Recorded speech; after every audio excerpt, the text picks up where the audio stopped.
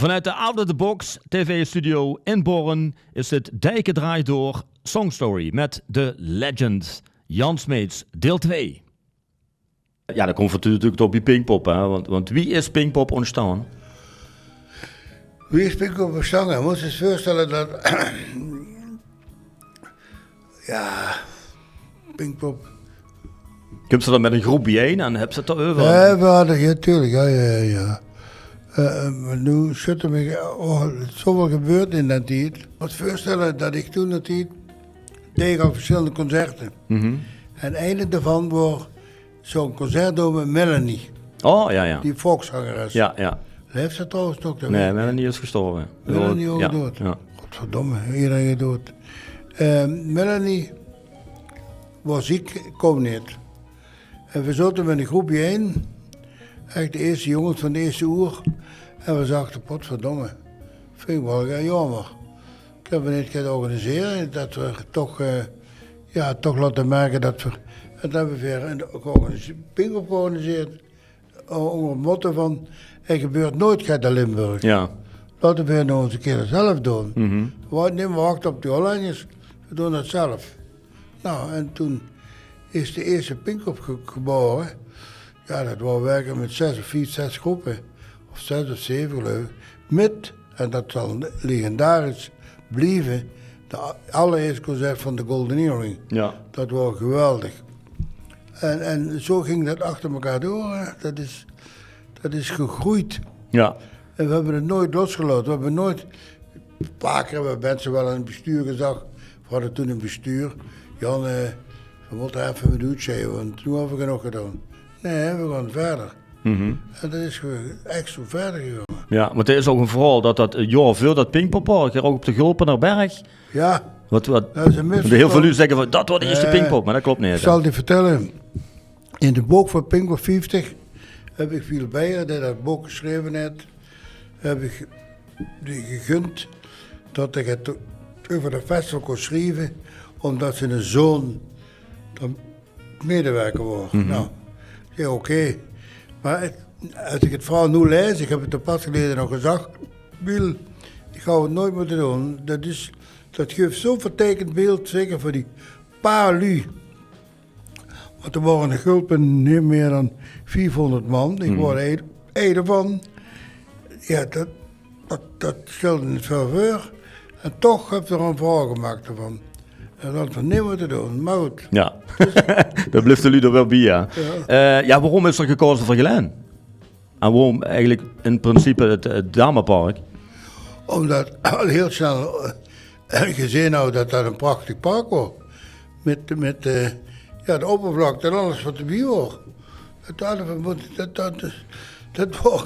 Dat was vanzelfsprekend, zeg maar. Ja. En Jan Kensel zo eens met nummer naar het feit dat ze dan naar de gemeente geest. En dan zei ze van nou, ik wil dit festival organiseren. Wie waren die reacties van de gemeente bijvoorbeeld? Ik heb nooit het negatiefs gehoord. Maar ik denk dat ik even naar de ziekenhuis moet kijken naar mijn vrouw. Ja, we hadden toen nog een wethouder in Geleen, een Wim Schepers. Dat noemden ze toen de keizer van Geleen. Oh, ja. Of de koning van Geleen, weet ik veel. En dat was smekkelijk vergunning. Ja. Dat vond je allemaal. Maar dat meende, en dat had hij me nog verteld, op zijn sterfbed zou ik maar zeggen. Ja, ik had altijd gedacht dat toen een paar man onder een woning zitten met gitaar. En meteen doen ze man, want de allereerste Pinkpop wel direct tegen doet lui. Ja. Dat was me toch een volk. Ja. Niet En wat kostte de entry toen? 2,50. 2 guijen 50 was het toen. Ja. En veel te vandaan naar de Golden Earring van Looster, Radar Love. Die hebben het eerste festival gered eigenlijk, hè? Die hebben het gehad, want ik had toen een geluidsinstallatie ik weet niet hoe die plaats zetten. Dat was met een geluidsinstallatie. Dat waren van die speakers. Fietsrenners, Ja. speakertjes. Ja. Wat een dommigheid. Ja. Dat snap ik niet. Ik snap nu nog niet hoe ik dat heb kunnen doen. Dat is verschrikkelijk geweest. Ja, maar je is dat toen opgelost geworden dan? De geluid van de Golden Earring. Die hebben gezegd voor je mag wat geluid hebben. Die hadden een vrachtwagen vol. Zet maar op. Ja. En toen zijn we gaan boeren.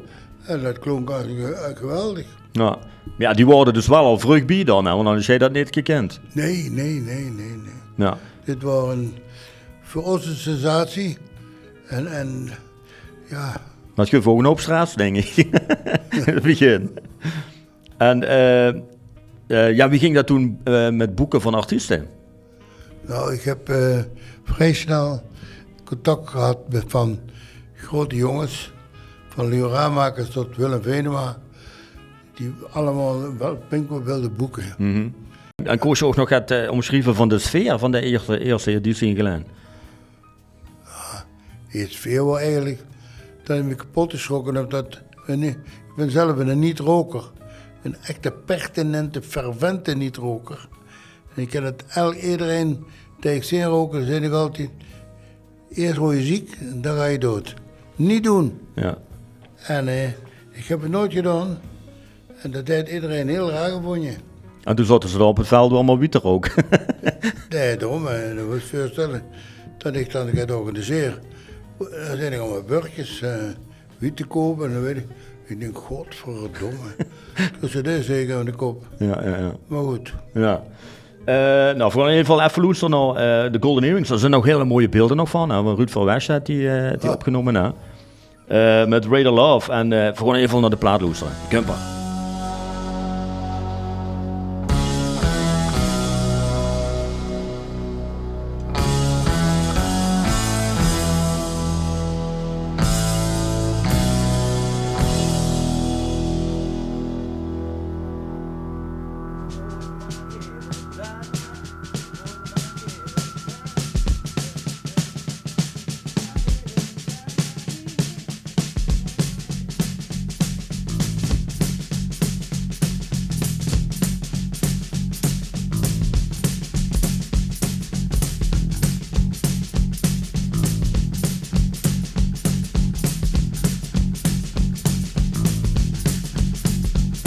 I've been driving all night, my hands wet on the wheel.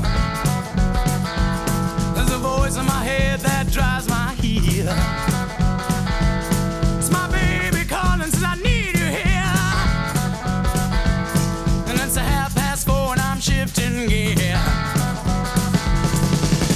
When she is lonely and the longing gets too much, she sends a cable coming in from above. Don't need to phone at all.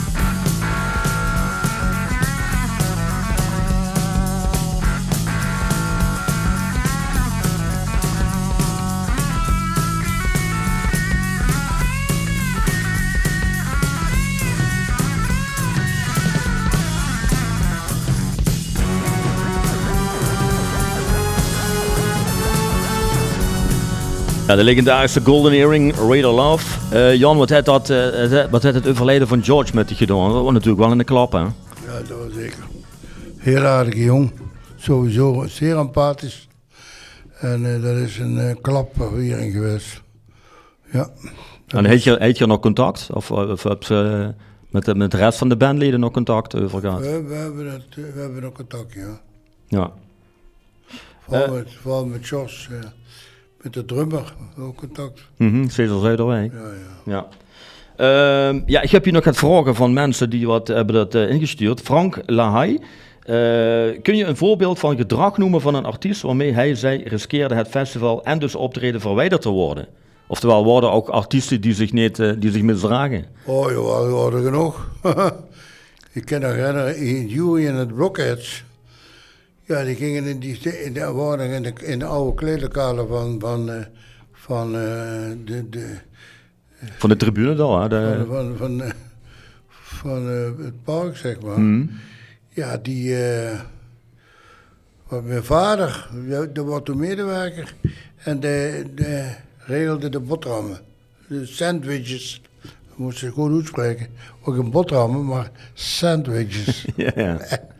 En die Jury in de Blockheads, dat waren voor me, die gooiden altijd op mijn voornaam neer te geloven. Ja, van etenswaren gewoon. Ja. Gewoon zo gek als een paard.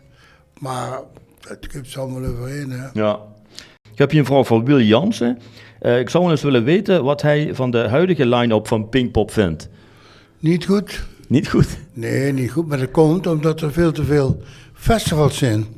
Dus die artiesten, vooral de big ones, die moeten verdeeld worden. En jammer is dat natuurlijk Pinkpop is eigendom nu van Live Nation. Dat is het grote kantoor in Amerika. Ja. Maar ik kan dat ook niet meer vergelijken met vroeger. Hè? Dat is ook een heel andere tijd. Nee, die is al totaal anders. Alleen, we hebben dit jaar veel te weinig mensen gehad. En dat tikt aan, dat is jammer. En dan moesten we natuurlijk wel een klapper hebben. Hè? Wat dat, Zeker. Ja. Even kijken, dan heb ik hier van Pascal Boesteels Kloot. Dat is volgens mij de zoon van de oud Glanerbroek-beheerder, manager. Wat is de mooiste herinnering aan het zwembad backstage tijdperk? Dat was Sting in het zwembad. Ja. Geweldig. Oftewel, wie had dat ook? De Police, hè? De Police, ja, geweldig. Ja. Zal ik nooit vergeten.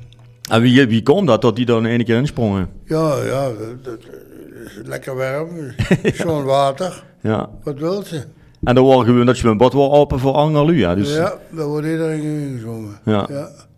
Ook remmen over het Groenewoud, geweldig. Ik zal het nooit vergeten. Ja. Ben je er zelf nooit in gesprongen? Wie? Zelf? Oh, je was in dat zwembad? Ja? Natuurlijk, ja. Ik ben een trouw bezoeker geweest van het zwembad in Geleen. Ja, dat was in dat tijd, Ja, precies. Ja, dat is nu allemaal vernieuwd, hè. Dan heb ik hier nog een vraag van Masha Arendt. Wat is het meest memorabele optreden en waarom? Meest memorabel optreden, mijn god. Ik kan me herinneren, meest wat het hoofd. Onder andere Fleetwood Mac. Al in 1972 al, hè, Ja. 71. Wat een optreden. Ja, dat zie je nog. Daar zat een ziel in dat optreden. En dat zal ik nooit vergeten. Ja, toen speelde je nog echte blues, hè. Vergeet je niet dat ik ook anderen, zoals Roy Gallagher, dat nooit vergeten. Wat een artiest. Ja. En ja, ze waren er nog. Ik heb Roy Gallagher nog in de Haanhof gezien. En voor, ik geloof 3 maanden nou was hij gestorven, weet ik nog. Roy Gallagher was een heel sympathieke gast. Ja. Kon er goed mee opschieten. En wie komt dat ze dan ook in de Haanhof optredens gingen verzorgen? Nou ja, het was een zaal dat ik toch verleende. Ik heb er net over bijkomstige zaken als de wc's waren schandalig. Alles was schandalig in de Haanhof. Alleen ja, het podium was net groot genoeg. Ja. En of ze doen vanmorgen net, want hij is er geweest tot en met Roy Gallagher. Iedereen vond je het podium geweldig. Ja. Maar de kleedlokalen, oh maar, wat een schandaal. Sitting in my chair and thinking of the crowd I'm in with, thinking of the music I made, and all the things I don't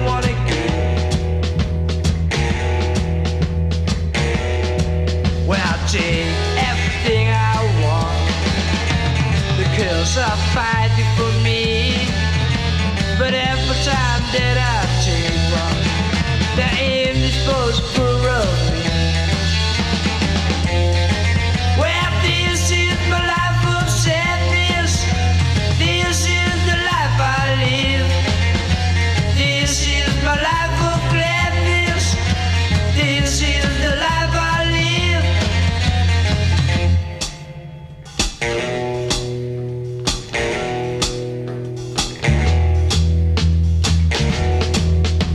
Last week I went to the graveyard. My dog was killed by a car. Feel the pain is started. He's dead, but friends we still are. Sunday we played it and dancing. The public was very down, but it didn't for us a thing. 'Cause we smoked ourselves a kick. Well, this is my life of sadness. This is the life I live. This is my life of gladness. This is the life I live.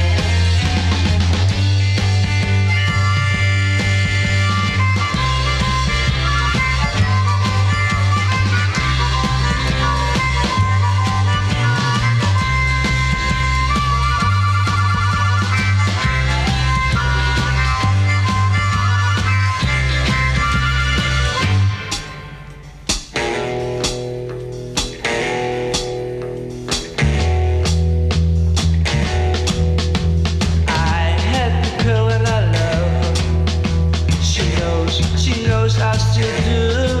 But to marry with a rich man, but the things she wants he can't do.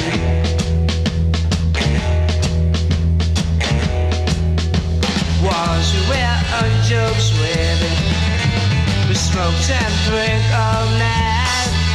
At 12 we were told out, 'cause the house was changing the crowd. Well, this is my life of sadness. Oh, this is the life I live. This is my life of gladness. This is the life I live. De Q65, oftewel de Nederlandse Rolling Stones, zo worden ze al genoemd. Maar die hebben dus ook in Kana gespeeld, Jan. Ja, Wat chic. zoals heel veel groepen in Kaan hebben gespeeld. Ja, En die komen ook in het archief van het Sociaal Historisch Centrum te liggen. Want Kana is een monument voor de popmuziek in Limburg. ja. Ja, wat chic. En ja, ik kan me nog heel goed herinneren als puber zijnde. Ik woonde op de Oranjelaan. En dus vlak bij Geleen Oost, het treinstation. Dat dan dagen van tevoren, op de zondag, komen heel veel festivalgangers die komen dus langs het huis. En die worden dan aan het roepen naar de artiesten. Weet je nog dat ze roepen ZZ Top. En ik wist helemaal niet waar ZZ Top was. Maar ja, dat zijn wel leuke herinneringen. En ook dat ik dan nog met blikjes cola ging verkopen op de straat aan de festivalgangers. Er wordt altijd gaat los. En, want Jan besefte zich ook dat ieder stukje groen in Geleen bezat wordt met tentjes. Ja, veel tentjes in Geleen. Ja, wat zag de gemeente daar bijvoorbeeld van? Nee, we hebben nooit echte klachten gehad. Ik snap er niks van. Ja, dat is alleen maar goed dan, toch? Ja, nee, natuurlijk, ja. Ja. Nee, ze hadden kunnen zeggen van begin af aan. En strepte dit niet meer. Nee, dat gebeurde niet. Ja. En is er bijvoorbeeld ook wel eens een artiest geweest wat is gekomen maar niet het opgetraaien? Oh. Ik heb me gaan herinneren van Amy Winehouse. Amy Winehouse was zaad. En ik mocht niet de vluchting instappen in Engeland. Dus ze zaten dan met de groep van Amy Winehouse, begeleidingsband. En Amy Winehouse, ja, dat was het niet. Die was zaad. Ja, ongelooflijk. Ja, En dan zit ze schon. En dan moest ze nog een vervanger zoeken. ja, dat is niet simpel. Nee. Die vertelling. Nee, precies. Heb je ook een favoriet moment van Pinkpop? Gewoon voor het algemeen. Oh, eigenlijk te veel. Als er nog is, zeker dat de naam is gevallen, Boris Gallagher, tot en met Fleetwood Mac. praat ik allemaal over de beginjaren. Maar vooral het meest herinnert me toch die Galijnjaren, de eerste 17 jaar Galijn. Dat waren toch de meest fantastische jaren. Ja. Mhm. Dat is het meeste gebeurd. En later heeft hij dat natuurlijk gehaald in Landgraaf. Maar ja, dat is... Dat is weer een hele andere genre dan door, hè? En dan hebben ze ook weer heel veel hulp gekregen van mensen, hè? Die wat hij toch... ja. Ja. Ja, ik kan me ook herinneren dat bijvoorbeeld tijdens Pinkpop in Geleen dat ook wel eens de Rolling Stones dat weekend speelden in Holland. Hè? Heb je daar last van als Pinkpop zijnde? We hebben veel last van gehad, ja. Ja. Ja, veel waren in dat die het van de veel uitverkocht. Dus uiteindelijk kosten we daar geen last van hebben. Ja, precies. Ja, Het gebeurde gewoon. ja de volgende plaat is Angie van de Rolling Stones. En waarom deze plaat? Ja, ik kon ze lekker met slijmen. Angie, wat een nummer. Dat is toch niet te geloven, zal ze dat kunnen bedenken. Kumper.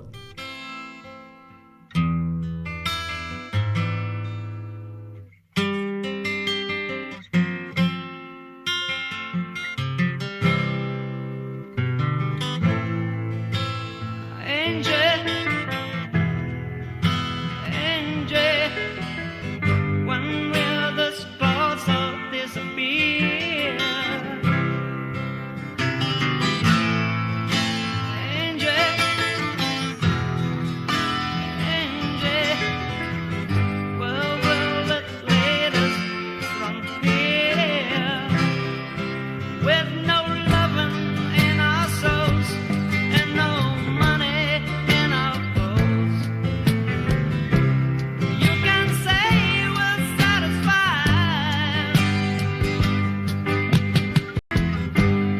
You can say we'll never cry. Angel, beautiful, yeah. When the time we said goodbye, Angel, I still love you.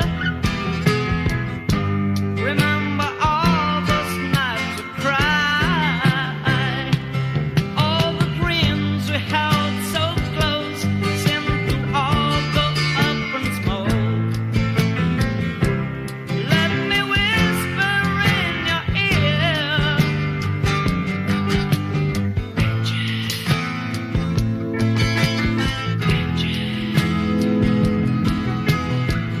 well, will it lead us from here?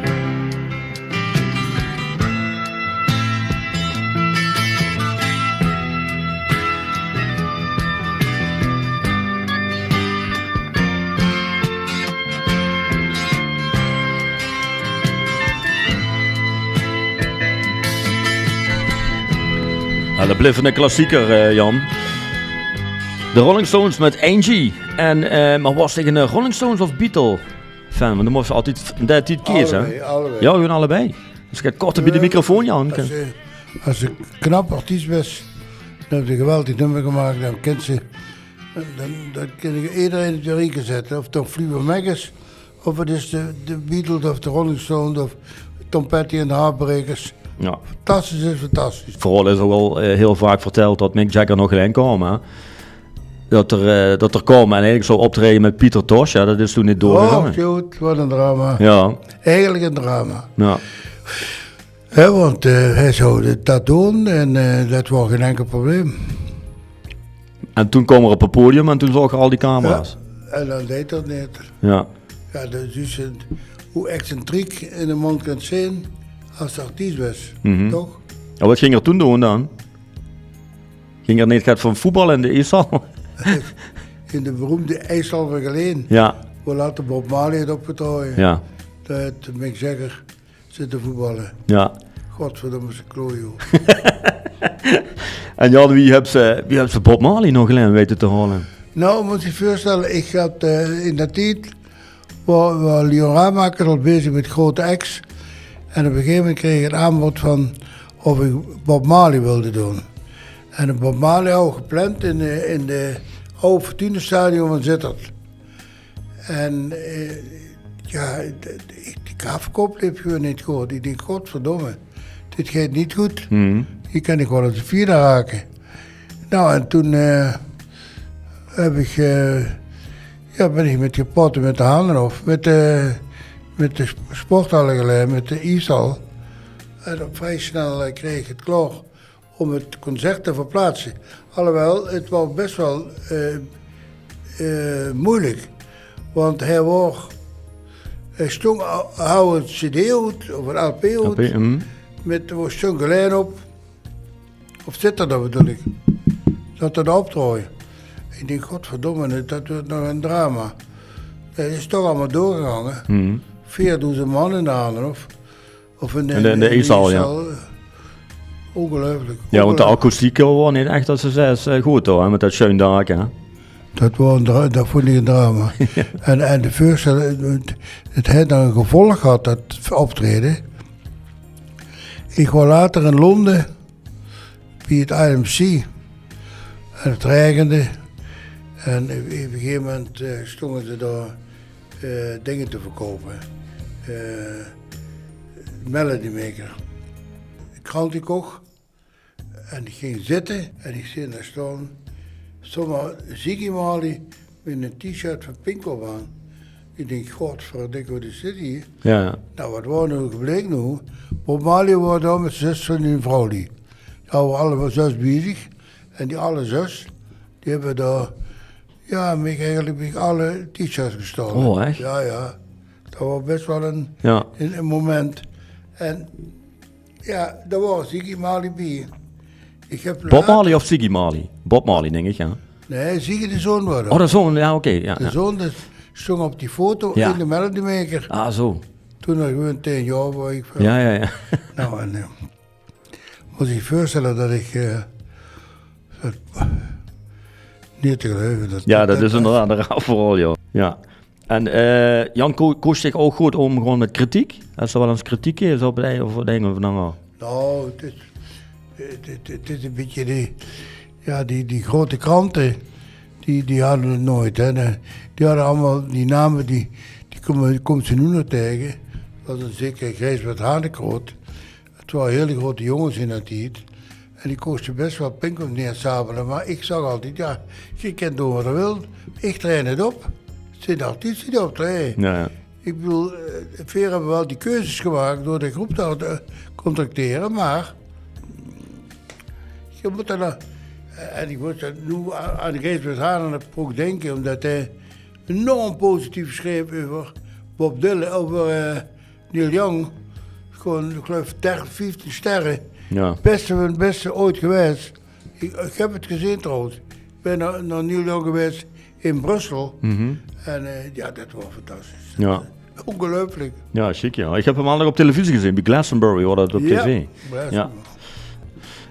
Jan, wanneer vulde ze van, wat voor nu eigenlijk een doen zijn, dat is echt wel geschiedenis schrijven wat voor doen, hoor. Wanneer eiste dat die gedachtes?